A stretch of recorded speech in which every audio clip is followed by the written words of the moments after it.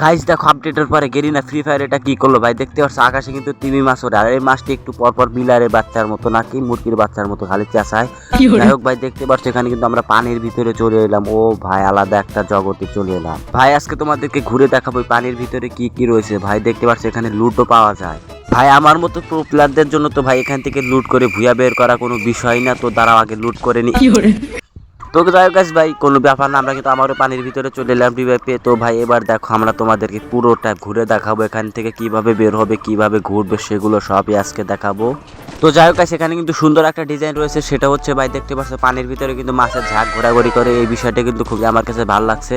তো সামনে একটা এনিমি, এটাকে একটা হেডশট। ও ভাই আমি হ্যাকার ভাই। তো যাই হোক, এখানে ঘোরাঘুরি করার পরে তোমরা কিভাবে এখান থেকে বের হবে সেটাও তোমাদেরকে দেখাবো। তো দেখতে পাচ্ছ এখানে কিন্তু সেরকম একটা জায়গা, এবং এখানে কোনাতে কিন্তু দেখতে পাচ্ছ টেলিপোর্ট রয়েছে। এটাতে ক্লিক করলে কিন্তু আমরা খুব সহজে বেরিয়ে আসতে পারবো।